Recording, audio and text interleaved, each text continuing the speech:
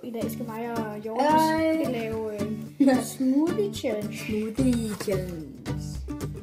Nu skal vi lige sætte intro.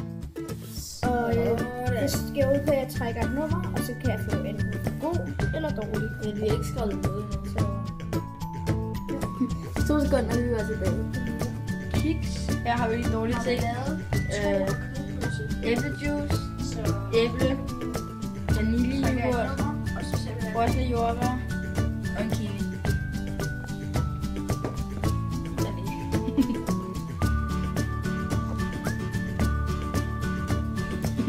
Her har vi dårlige ting. Sprite, kiks, marmelade, citron, saftting og kød. Jeg kan altså virkelig... Et, det vil jeg altså sige kiks. Nej, det er den her. Nej, det er det ikke. Nej, det er den her. Okay. Så sætter vi lige blenderen til. Sådan. Nej, ikke nu. Så jeg sætter den bare her, fordi jeg har fået. Okay, okay. Så sætter jeg ting derovre. Okay. Så det er optur. 7. Det er altså 1, 2, 3, 4, 5. Nej, 6, 7 marmelade. Nej, jeg skal marmelade. Okay, jeg tager 3. Ej, jeg troede, det var 5. Så skal du... Nej! Yeah! Hvor du... Hvis jeg får den her, ikke også? Nu må jeg få 5. Ja! Han fik spriten. Nu er der ikke noget at gå efter. 4. Det var ret Det fedt. er kiwien. Så er jeg tilfreds. Nej, men er det 1, 2, 3. Nej, det er jordbærne. Nej, godt. Frosne jordbær. Nej! Jeg skal have kødpølse. Nummer 10. Jeg skal have kødpølse. Jeg har kun fået dårlige indtil videre. Jeg kunne få gode. Nummer 6. Kiks. Nej, jeg skal have kiks i. Nej, der kommer til at være... Ikke nummer 7. Ikke nummer 7. Nej, ikke nummer 8. Nummer...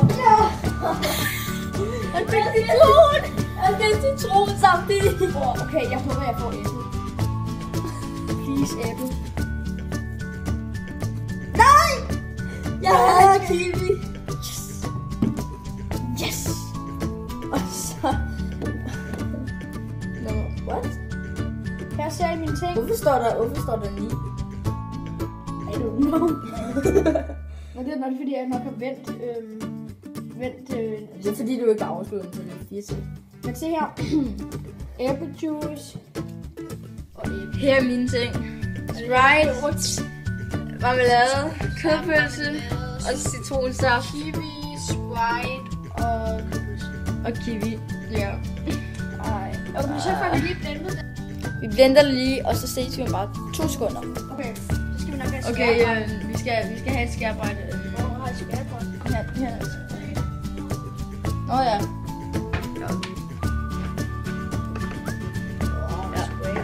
Ja, mega swag. Ja, du kan få sådan en... du kan få sådan en æbleskær ting. Ja.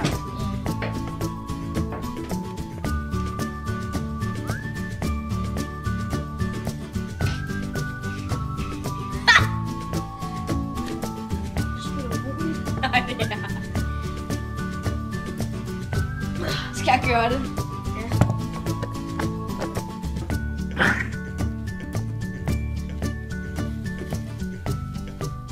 Du skal også skævt i. Æblet er skævt. Det er de fleste æbler. Wow! Er det ikke nemmere med en kniv? Det tror jeg faktisk ikke.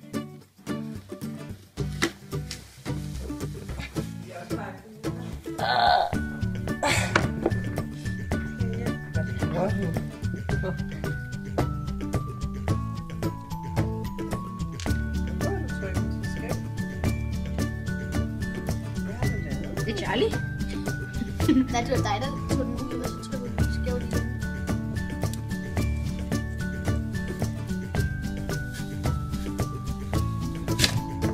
Mange tak.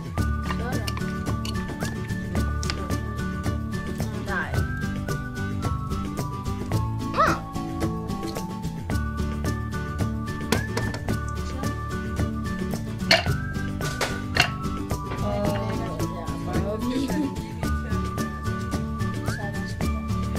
Ja, og så skal vi have... Jeg tager bare en kiks.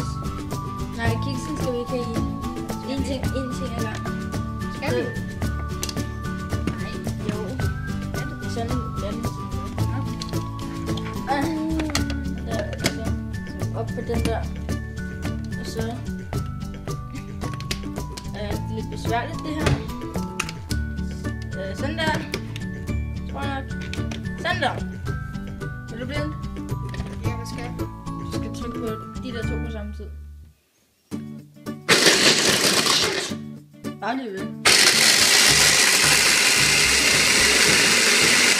Sådan der, stop! Og så tag lige en ske over i skuffen. Tag lige en ske. Ej, vent lige. Vi skal, resten af æblerne skal ned. Skal de? Ja. Sådan der. Ned med resten.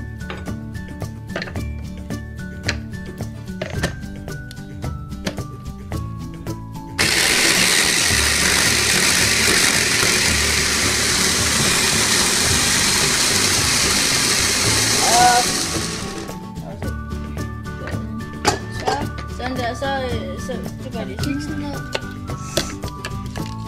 Du skulle måske også have æblejuicen i også. Nu? Nej, bare tage kiksen i. Vent lige. Det er godt.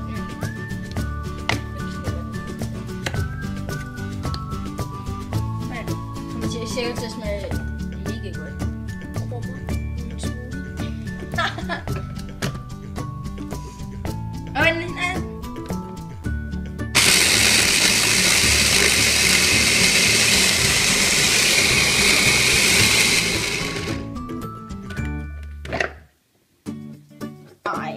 Der var krummer overalt. Prøv at se, der var krummer overalt. Så jeg glæder dig til, at du skal have alle de andre ting. Så. Så put dem i. Sådan. Det er der gang. Ja. Sådan der.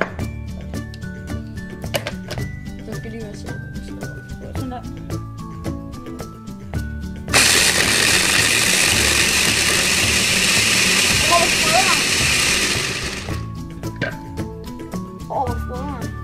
Så skal jeg sådan her.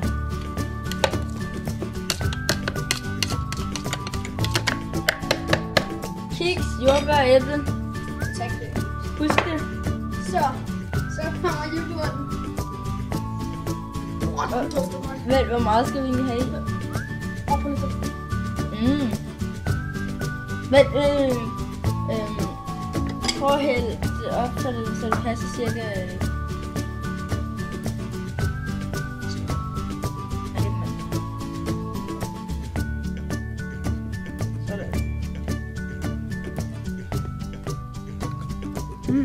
Det smager godt. Ellers så brug skeen. Der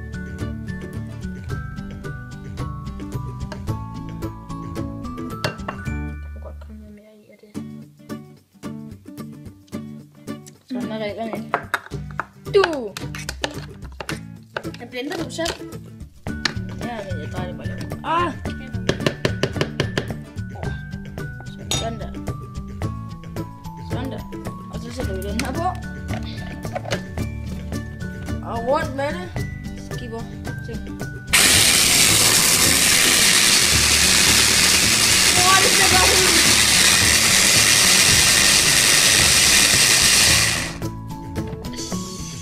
Det ser godt ud. Ja. Så det er lidt juice. Nej, du skal huske den sidste kiks og resten af jordbærne. Nå ja.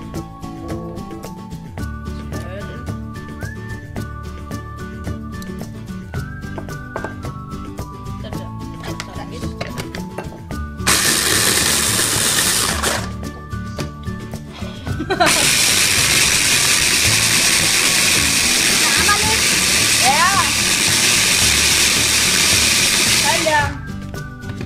tror, jeg kommer til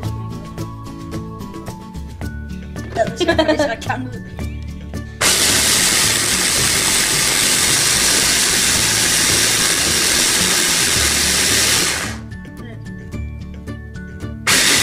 der, stop.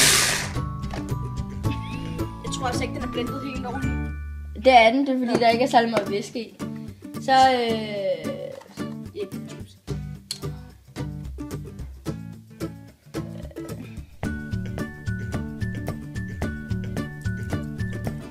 Stop. Prøv at stop der.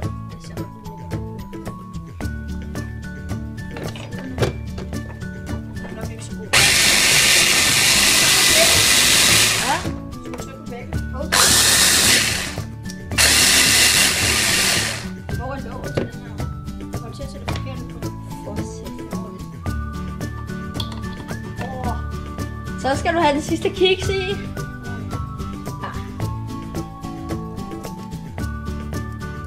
Du var mega heldig, du får alle de bedste ting. Ej, ikke kiksene. Jeg krummer i den.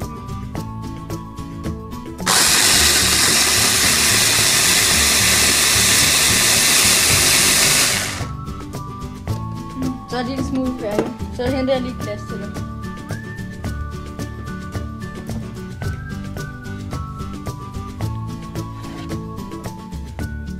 Så, glas. Den ser mega lækker ud. Man kan se alle jordbærne. Det er bare træls mine ting. Så får jeg lige glas. Så gør vi lige sådan her. Op med det der. Ting. Og så, ja. Prøv at hælde det op i.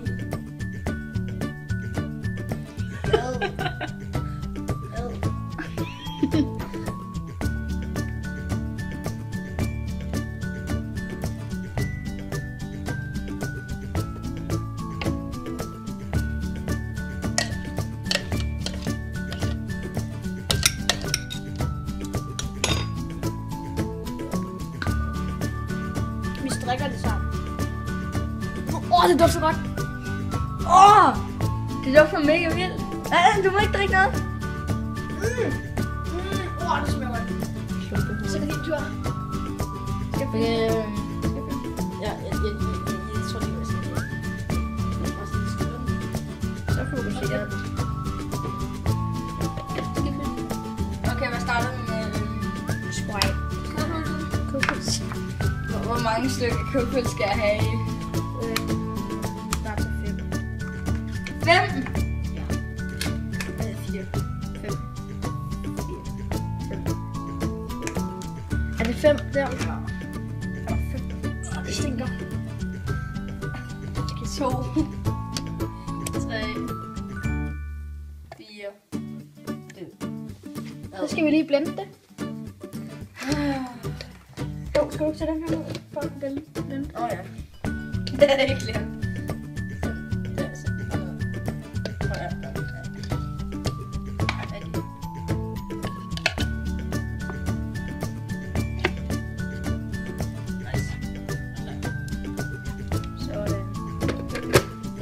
Din video er meget, men ikke lang tid, George. Tror du ikke, vi skal lige stoppe den, og så...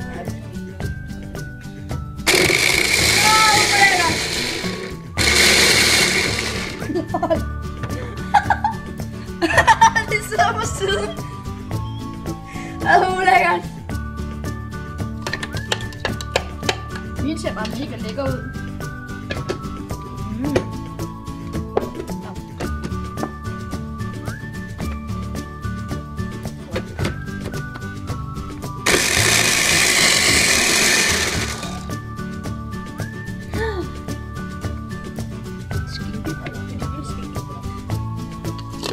Nu er det altså kødpølse.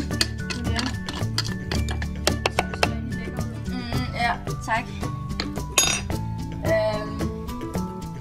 Citronen. Hvor mange sprøjt? Det ved jeg sgu ikke. 6. Ja. 1, 2, 3, 4, 5, 6. Du behøver ikke blende din. Blend først, når du kommer noget nyt i. Til at kiwien. Jeg hader kiwi. Det var dagene de gode. Hvordan skal man kiwi? ved skralden. Ja. Jeg spiser det. Gør man? Ja, det gør jeg. Det plejer man ikke at gøre, men det gør du. Det bliver jo pyntet. Det er umuligt, jeg skal igennem den her.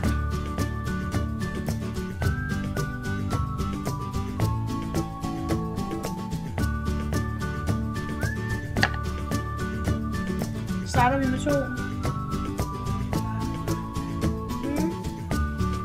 Starter vi med 2. Skal vi se det? Det er 2.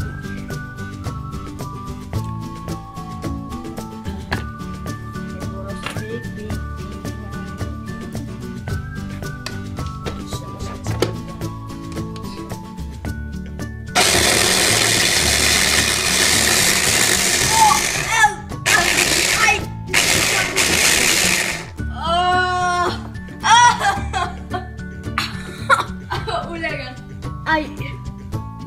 Ej, hvor lækkert.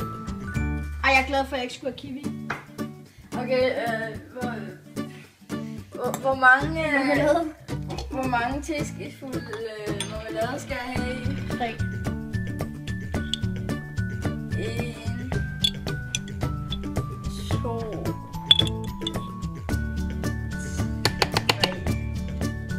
3. Åh, du får bare den gode. Du får Sprite, mand.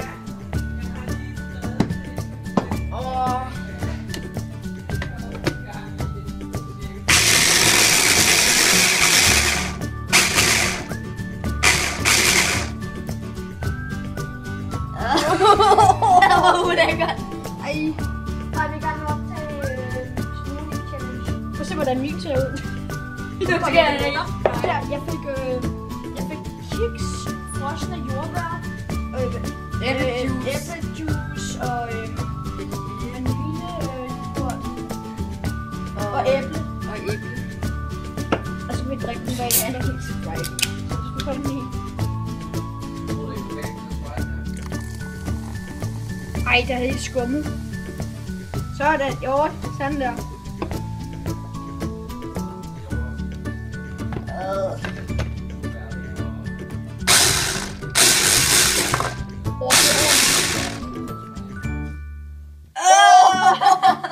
Det ligner bare et eller andet, der er blevet skyllet ud i toilettet. Skal du have mere? Ej, jo, det er nok. Den hele skal ud i. Skal den hele i? Ja, hvor vi har Der er jo ikke plads til. Der er jo ikke engang plads i et glas, det er ikke den hele. Ja, okay.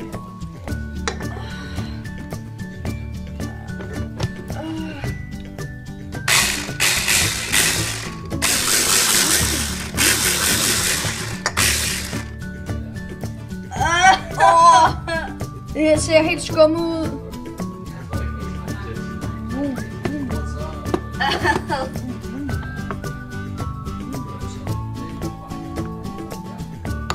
Er du færdig?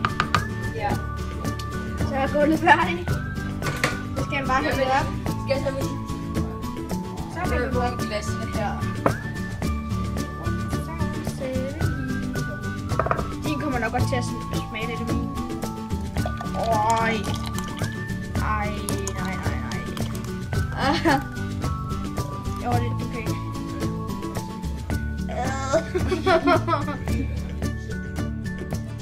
Hej og velkommen tilbage.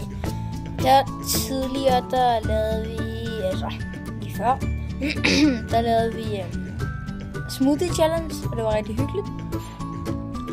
Og min telefon, den gik simpelthen død.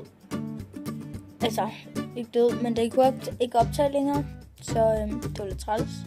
Så jeg fik ikke vist jer, hvordan vores smoothie kom til at se ud. Så det er det, jeg vil vise jer lige nu. Så jeg går derud, og så kommer I til at se, hvordan vores smoothie kommer til at se ud.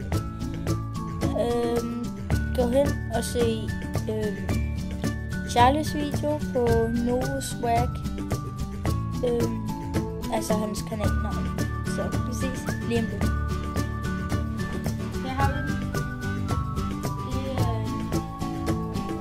Det er vores smoothies. Det her er Charlies, som I måske kan se jordbær og muligt andet lækkert.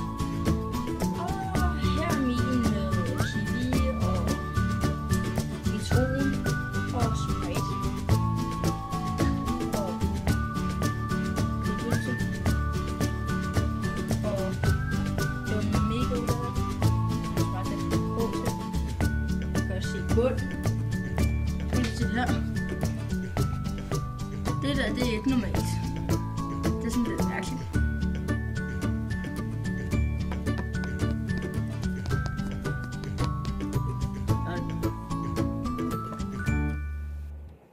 Nå, det var egentlig bare det eneste, som jeg ville vise jer. Så tusind tak, fordi I har set med på denne video. Hvis I kunne lide den, så smid et like. Og hvis I ikke har abonneret på kanalen, så abonner da bare på kanalen. Så er jeg da super glad. Hej hej.